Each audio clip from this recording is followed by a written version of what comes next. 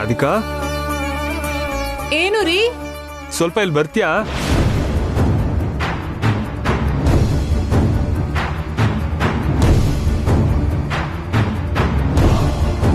ನಾನು ಮತ್ತೆ ಮೇಲೆ ಹೋದ್ರೆ ಕೈಲಾಶ್ ಅವರು ಹತ್ರ ಬರೋದಕ್ಕೆ ಟ್ರೈ ಮಾಡ್ತಾರೆ. ನಾನು ದೂರ ತಳ್ಳಿದ್ರೆ ಬೇಜಾರು ಮಾಡ್ಕೋತಾರೆ. ನಂಗಿಲ್ಲೇ ಸ್ವಲ್ಪ ಕೆಲಸ ಇದೆ ರೀ. ಲ್ಯಾಪ್ಟಾಪ್ ಕಾಣಿಸ್ತಾ ಇಲ್ಲ, ನನ್ಗೊಂಚೂರು ಹುಡ್ಕೊಡು. ಅಲ್ಲೇ ಬೆಡ್ ಮೇಲೆ ಇಟ್ಟಿದ್ದೀನಿ ರೀ. ಮತ್ತೆ ಫೈಲ್ ಎಲ್ಲಿದೆ? ನಿಮ್ ಬ್ಯಾಗಲ್ಲೇ ಇಟ್ಟಿದ್ದೀನಿ. ಹಾ ಸರಿ, ನನ್ನ ಸ್ಪೆಕ್ಸ್ ಎಲ್ಲಿ ಇಟ್ಟಿದ್ಯಾ?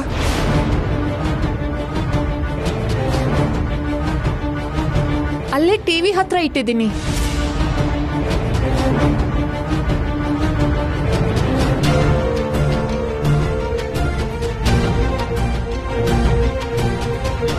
ರಾಧಿಕಾ, ಹೇಳಿರಿ. ಎಲ್ಲದನ್ನು ಅಲ್ಲೇ ಕೆಳಗ್ ನಿಂತ ಹೇಳೋ ಬದಲು ಒಂದ್ಸಲ ಮೇಲ್ ಬಂದ್ ಎಲ್ಲ ಕೊಟ್ಟು ಹೋಗ್ಬೋದಲ್ವಾ?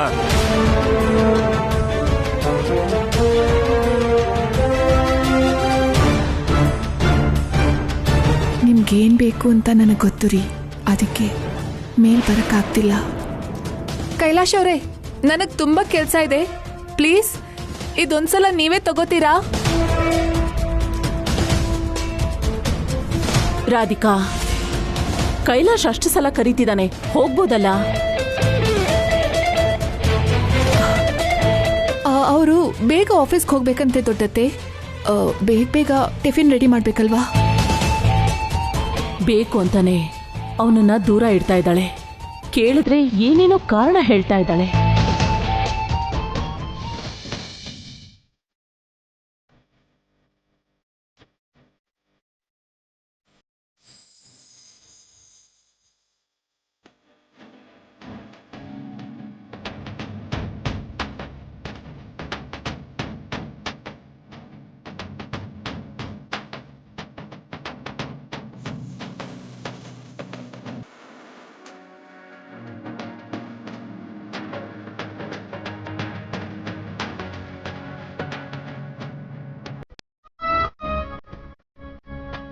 Good morning Kailash. Good morning ದೊಡ್ಡಮ್ಮ. ಬನ್ನಿ. ದೊಡ್ಡತ್ತೆ, ನೀವು ಬನ್ನಿ.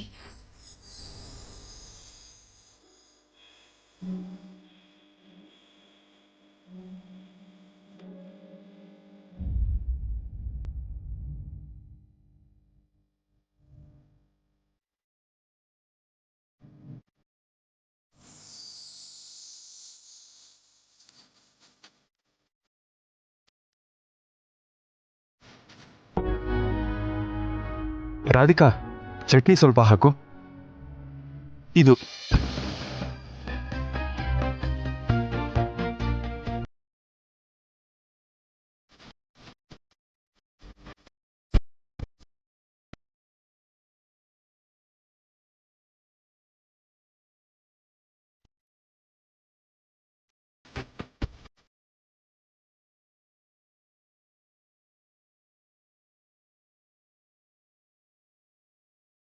ರಾಧಿಕಾ, ಇದು ಸ್ವಲ್ಪ ಹಾಕು.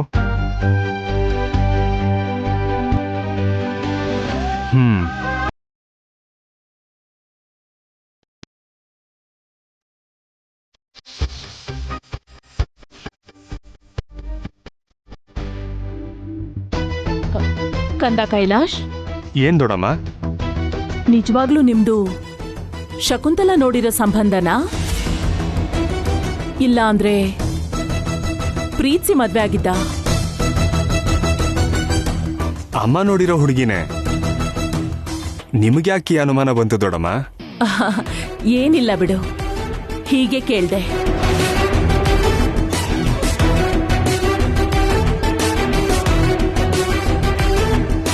ಮದ್ವೆ ಆದ್ಮೇಲೆ ನೀವಿಬ್ರು ಎಲ್ಲಾದ್ರೂ ಹೋಗ್ ಬಂದ್ರಾ?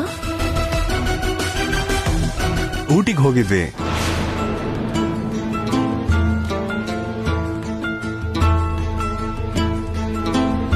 ಆಫೀಸ್ಗೆ ಹೋಗ್ತಿದ್ಯಾ ಅಂದ್ರೆ ಈಗ ನೀನು ಪೂರ್ತಿಯಾಗಿ ಹುಷಾರಾಗಿದ್ಯಾ ಅಲ್ವಾ? ಪೂರ್ತಿ ಹುಷಾರಾದಂಗೆ ದೊಡ್ಡಮ್ಮ. ಏನು ಹುಷಾರೋ ಏನೋ. ನೆಮ್ಮದಿಯಾಗಿ ಒಂದು ದಿನಾನು ಮನೇಲಿಲ್ದೆ ನೀನು ಆಫೀಸ್ಗೆ ಹೋಗೋದೇನೋ. ಹೋಗ್ಬೇಡಿ, 4 ದಿನ ರೆಸ್ಟ್ ತಗೊಳ್ಳಿ ಅಂತ ಹೇಳ್ದೆ. ನಿನ್ನ ತಡೀದೆ ಆಫೀಸ್ ಕಳ್ಸೋ ಹೆಂಡತಿ ಏನೋ.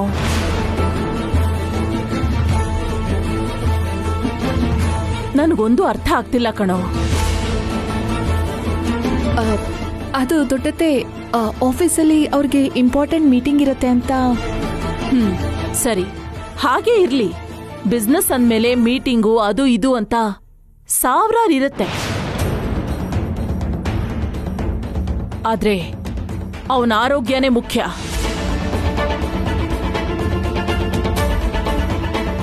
ನೀನ್ ಇವಾಗ ತಾನೇ ಹುಷಾರಾಗಿದ್ಯಾ? ಈ ಸಮಯದಲ್ಲಿ ನಿನ್ ಹೆಂಡತಿ ಯಾವಾಗ್ಲೂ ನಿನ್ ಜೊತೆ ಇದ್ದು ನಿನ್ನನ್ನ ಚೆನ್ನಾಗಿ ನೋಡ್ಕೊಂಡ್ರೇನೆ ಅಲ್ವಾ ನೀನ್ ಇದನ್ನೆಲ್ಲ ಮರೆಯೋದು?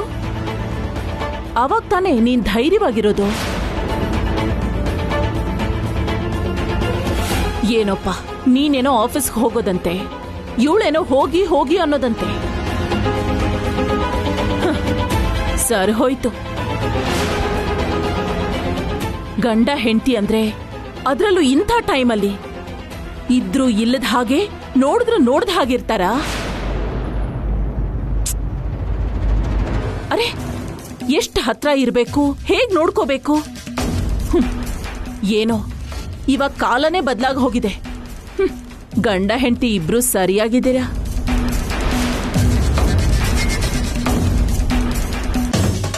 ನಾವ್ ಯಾಕೆ ದೂರ ಇದ್ದೀವಿ ಅಂತ ನಾನು ಹೇಳಕ್ಕಾಗ್ತಿಲ್ಲ.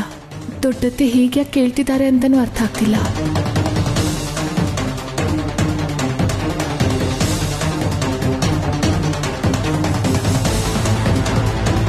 ದೊಡ್ಡಮ್ಮ ಏನೋ ರಾಧಿಕಾ ನಾನು ದೂರ ದೂರ ಇದ್ದೀವಿ ಅನ್ನೋ ಥರ ಮಾತಾಡ್ತಿದಾರಲ್ಲ, ಯಾಕಿರ್ಬೋದು? ಸರಿ ದೊಡ್ಡಮ್ಮ, ನಾನು ಹೋಗಿ ಬರ್ತೀನಿ.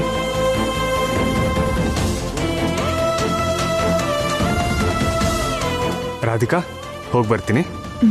ಹುಷಾರು.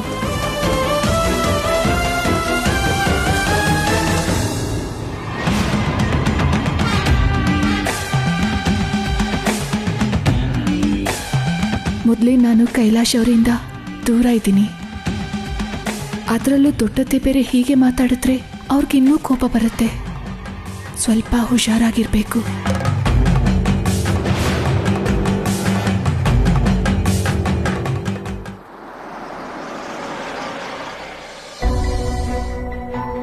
ಪ್ರಿಯಾ, ನೀನ್ ಹೋಗಿರು.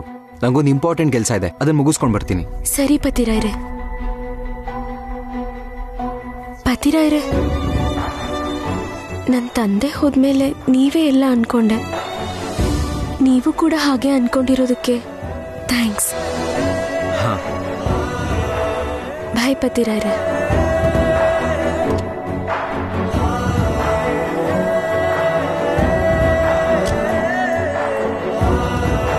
ಬಾಯ್.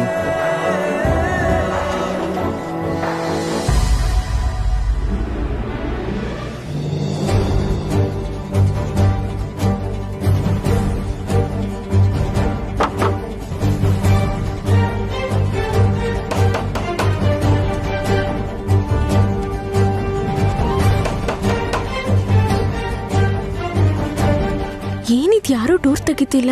ಎಲ್ರೂ ಏನ್ ಮಾಡ್ತಿದ್ದಾರೆ? ಅತ್ತೆ, ನೇಹಾ,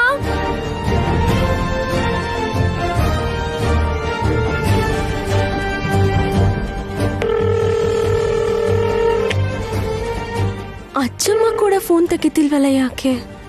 ಹಾ, ನೇಹಂಗ್ ಮಾಡ್ತೀನಿ.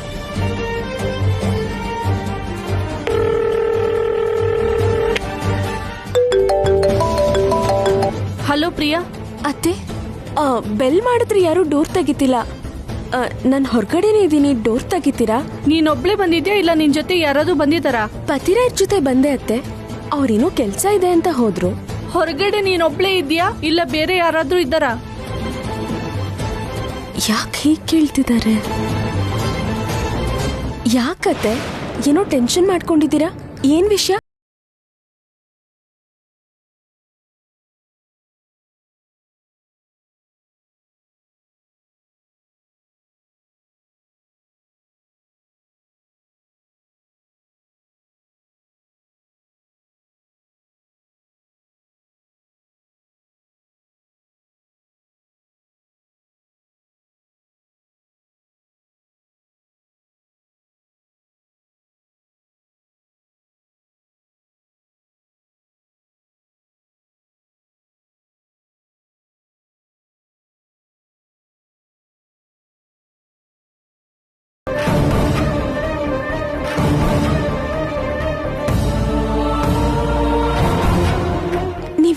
ಮುಚ್ಚಿಡ್ತಿದ್ದೀರಾ.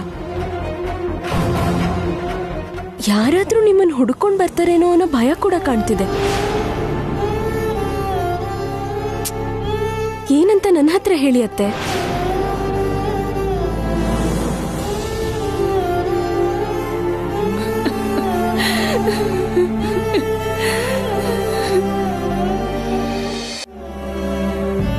ಅತ್ತೆ ಏನಾಯ್ತತ್ತೆ?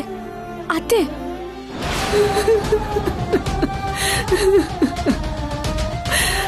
ಮೋಸ ಹೋಗ್ಬಿಟ್ಟೆ ಪ್ರಿಯಾ, ಮೋಸ ಹೋಗ್ಬಿಟ್ಟೆ. ನನ್ನ ಫ್ರೆಂಡು ನನ್ನ ನಂಬಿಸಿ ಮೋಸ ಮಾಡಿಬಿಟ್ಲು. ನಾನೀಗ ದೊಡ್ಡ ಸಮಸ್ಯೆಯಲ್ಲಿ ಸಿಕ್ಕಾಕೊಂಡಿದ್ದೀನಿ. ಮೊದಲು ಏನಾಯ್ತು ಅಂತ ಕ್ಲಿಯರ್ ಆಗಿ ಹೇಳಿ ಅತ್ತೆ. ಅದಾದ್ಮೇಲೆ ನಾವು ಅದಕ್ಕೆ ಪರಿಹಾರ ಹುಡ್ಕೋಣ. ನನ್ನ ಫ್ರೆಂಡ್ ಜೊತೆ ಸೇರಿ ನಾನೊಂದು ಬೊಟಿಕ್ ಬಿಸ್ನೆಸ್ ಇಟ್ಟಿದ್ದೆ ಪ್ರಿಯಾ. ಶ್ಯೂರಿಟಿ ಎಲ್ಲ ನನ್ನ ಕೈಲೇ ಹಾಕ್ಸಿದ್ಲು. ಪವರ್ ಆಫ್ ಅಟಾರ್ನಿ ಎಲ್ಲ ಅವಳ ಹೆಸರಲ್ಲಿ ಮಾಡಿಸ್ಕೊಂಡಿದ್ಲು. ಆಮೇಲೆ ರಿಜಿಸ್ಟ್ರೇಷನ್ ಮಾಡಿಸ್ಬೇಕು ಅಂತ ಕೆಲವು ಬಾಂಡ್ ಪೇಪರ್ಸ್ ಮೇಲೆ ನನ್ನ ಹತ್ರ ಸೈನ್ ಹಾಕ್ಸ್ಕೊಂಡಿದ್ಲು. ಇವಾಗ ನಾನು ಅವಳ ಹತ್ರ ಸಾಲ ಮಾಡಿದ್ದೀನಿ ಅಂತ ಬೇಗ ದುಡ್ಡು ವಾಪಸ್ ಕೊಡು, ಇಲ್ಲಾಂದ್ರೆ ಕೋರ್ಟ್ಗೆ ಹೋಗ್ತೀನಿ ಅಂತ ಗಲಾಟೆ ಮಾಡ್ತಿದ್ದಾಳೆ. ನಿಮ್ಮ ಮಾವಂಗೆ ಏನಾದ್ರೂ ಗೊತ್ತಾಗುತ್ತೋ ಅಂತ ಭಯ ಆಗ್ತಿದೆ. ಹೊರಗಡೆ ಏನಾದ್ರೂ ಗೊತ್ತಾದ್ರೆ ನಮ್ಮ ಮರ್ಯಾದೆ ಹೋಗತ್ತೆ, ತುಂಬಾ ಭಯ ಆಗ್ತಿದೆ. ಅವಳು ನನ್ನ ಮನೆಗೆ ಹುಡ್ಕೊಂಡು ಬಂದ್ಬಿಡ್ತಾಳೆ ಅಂತ ಬಾಗ್ಲಾಕೊಂಡು ಒಳಗಡೆ ಇದ್ದೀನಿ. ಟೆನ್ಷನ್ ಮಾಡ್ಕೋಬೇಡಿ ಅತ್ತೆ. ಮಾವಂಗ್ ಗೊತ್ತಾಗ್ದಿರೋ ಹಾಗೆ, ವಿಷಯ ಹೊರಗೂ ಹೋಗ್ದಿರೋ ಹಾಗೆ ನಾವೇನಾದ್ರೂ ಮಾಡೋಣ. ಇವಾಗ್ಲೇ ನನ್ನ ಪತಿರಾರಿಗೆ ಫೋನ್ ಮಾಡಿ ಬರಕ್ ಹೇಳ್ತೀನಿ. ಹಾ ಬೇಡಮ್ಮ, ಅಮರ್ಗೇನಾದ್ರೂ ಗೊತ್ತಾದ್ರೆ ಇನ್ನೂ ಕೋಪ ಮಾಡ್ಕೋತಾನೆ. ನಾನಿದ್ದೀನಲ್ಲ ಅತ್ತೆ, ನೀವು ಟೆನ್ಷನ್ ಮಾಡ್ಕೋಬೇಡಿ. ನಾನೆಲ್ಲ ನೋಡ್ಕೋತೀನಿ. ಹಾ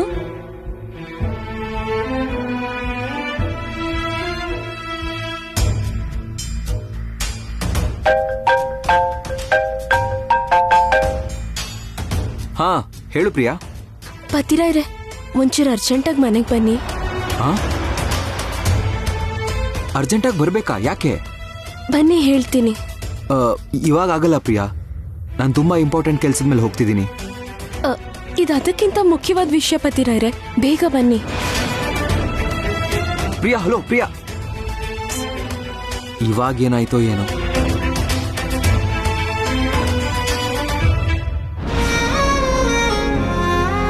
ಅತ್ತೆ, ನೀವೇನ್ ಟೆನ್ಷನ್ ಮಾಡ್ಕೋಬೇಡಿ, ಅವ್ರು ಬರ್ತಿದ್ದಾರೆ.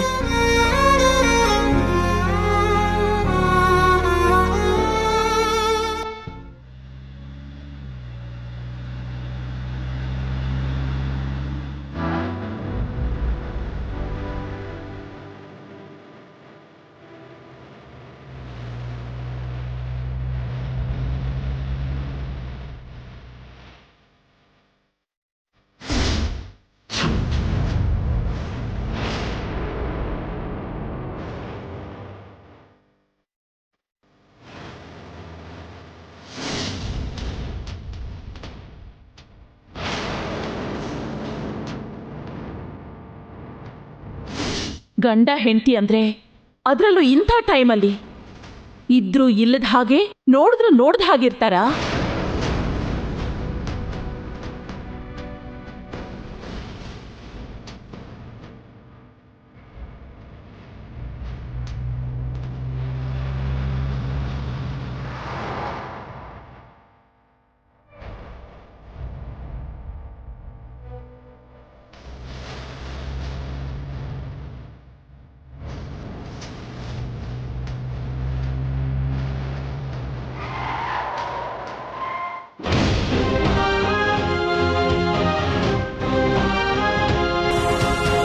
ದೊಡ್ಡಮ್ಮ ಯಾಕೆ ಹೀಗೆ ಮಾತಾಡ್ತಾ ಇದ್ರು? ಸ್ವಲ್ಪ ದಿನ ಗಂಡನ ಜೊತೆನೇ ಇದ್ದು ಪೂರ್ತಿ ಸರಿ ಹೋದ್ಮೇಲೆ ಆಫೀಸಿಗೆ ಕಳಿಸು ಅಂತ ಹೇಳ್ಬೋದಿತ್ತಲ್ವಾ? ಆದರೆ ರಾಧಿಕಾ ಬಗ್ಗೆ ಹೇಳೋದಕ್ಕೆ ಏನು ಕಾರಣ? ರಾಧಿಕಾ ನನ್ನ ದೂರ ಇಡ್ತಿದ್ದಾಳೆ ಅಂತ ದೊಡ್ಡಮ್ಮನ ಗೊತ್ತಾಯ್ತಾ? ಇಲ್ಲ ಅನುಮಾನ ಬಂದಿದ್ಯಾ? ಇಲ್ಲಾಂದ್ರೆ ಹೀಗೆ ಯಾಕೆ ಕೇಳಿದ್ರು? ಅದಲ್ದೆ ರಾಧಿಕನು ಯಾಕೆ ಹೀಗಾಡ್ತಿದ್ದಾಳೆ? ನನ್ನ ಹತ್ರ ಬರೋದಕ್ಕೆ ಅವಳು ಯಾಕೆ ಭಯ ಪಡ್ತಿದ್ದಾಳೆ? ಏನಾಗಿರಬಹುದು? ನಾನಂದ್ರೆ ಇಷ್ಟ ಇಲ್ವಾ? ಹಾಗೆ ನೋಡಿದ್ರೆ ಅವಳು ನನಗೆ ಮಾಡ್ತಿರೋ ಸೇವೆ ನೋಡಿದ್ರೆ ನಾನು ತುಂಬ ಪ್ರೀತಿಸ್ತಾಳೆ ಅನ್ಸುತ್ತೆ. ಆದರೂ ನಾನು ಅಷ್ಟು ಕೇಳ್ತಿದ್ರು ನಾನು ಯಾಕೆ ದೂರ ಇಡ್ತಿದ್ದಾಳೆ ಅಂತ ಸರಿಯಾದ ಕಾರಣ ಹೇಳಬೇಕಲ್ವಾ? ಎಷ್ಟು ಯೋಚನೆ ಮಾಡಿದ್ರೂ ಅರ್ಥ ಆಗ್ತಿಲ್ಲ.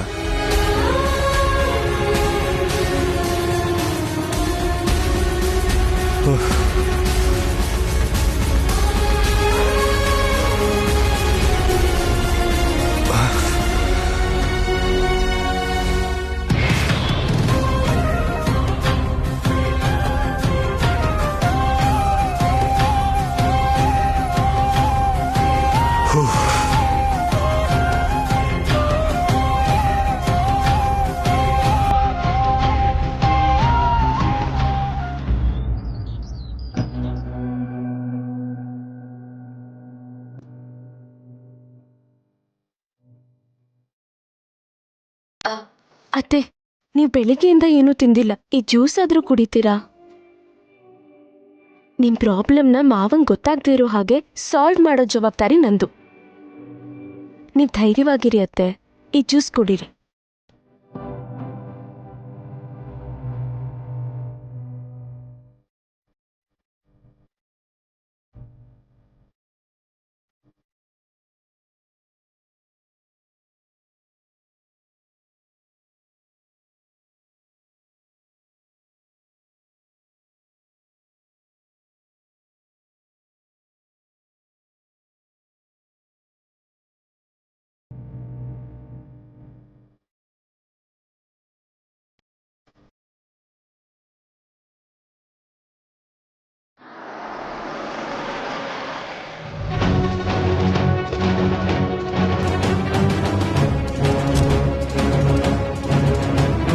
ಪ್ರಿಯಾ, ಏನಾಯ್ತು? ಅರ್ಜೆಂಟಾಗಿ ಬರಕ್ಕೆ ಹೇಳ್ದೆ. ಏನಾದ್ರೂ ಪ್ರಾಬ್ಲಮ್ಮಾ?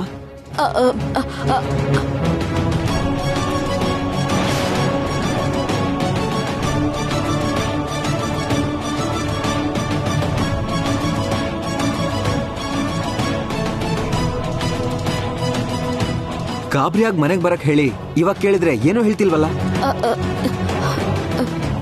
ಅದು ಪತಿರೈರೆ, ಅತ್ತೆಗೊಂದು ದೊಡ್ಡ ಪ್ರಾಬ್ಲಮ್ ಬಂದಿದೆ. ಅದನ್ನ ನಾವೇ ಸರಿ ಮಾಡಬೇಕು. ಏನಂತ ಪ್ರಾಬ್ಲಮ್? ಪತಿರೈರೆ, ಅತ್ತೆಯವರು ಒಂದು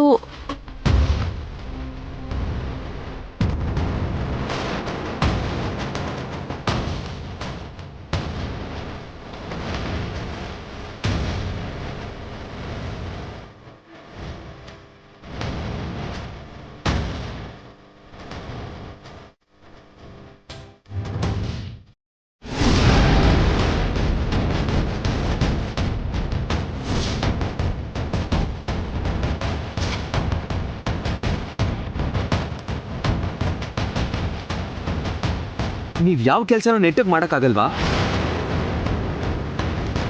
ಜವಾಬ್ದಾರಿ ನಿಭಾಯಿಸಕ್ ಬರಲ್ವಾ? ಈ ವಿಷಯ ಅಪ್ಪಂಗೋ ಹೊರಗಡೆ ಸೊಸೈಟಿ ಗೊತ್ತಾದ್ರೆ ನಮ್ಗೆ ಎಷ್ಟು ಅವಮಾನ ಆಗುತ್ತೆ ಗೊತ್ತಾ?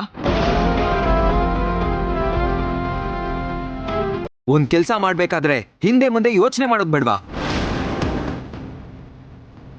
ನೀವ್ ಯಾವಾಗ್ಲೂ ಹೀಗೆ ಕ್ಲಬ್ಗಳು, ಕಿಟಿ ಪಾರ್ಟಿ ಅಂತ ಸುತ್ತಾನೆ ಇರ್ತೀರಾ. ಮನೆ ಸಂಸಾರ ಎಲ್ಲ ನಿಮ್ಗಾಗ್ ಬರೋದೇ ಇಲ್ಲ. ಅದಕ್ಕೆ ನೀವು ಮಾಡೋದು ಯಾವುದು ನಂಗೆ ಇಷ್ಟ ಆಗಲ್ಲ. ನಿಮ್ಮಿಂದಾನೆ ಚಿಕ್ಕವನಿಂದ ಹಾಸ್ಟೆಲ್ಲು, ಗೆಸ್ಟ್ ಹೌಸ್ ಅಂತ ನಾನು ಆಚೆನೆ ಇರ್ತಿದ್ದೆ. ಅಲ್ಲದೆ ನಿಮ್ಗೆ ಪತಿರೈರೆ ಪ್ಲೀಸ್ ಪತಿರೈರೆ.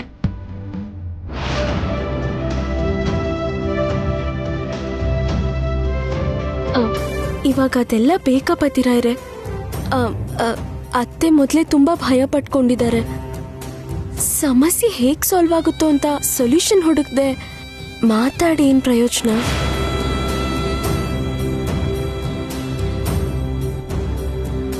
ಏನೋ ಗೊತ್ತೋ ಗೊತ್ತಿಲ್ಲದೆ ಮಾಡಿದ್ದಾರೆ. ಆಗೋಗಿದೆಯಲ್ಲ, ನೆಕ್ಸ್ಟ್ ಏನು ಮಾಡಬೇಕು ಅದನ್ನ ಯೋಚನೆ ಮಾಡೋಣ.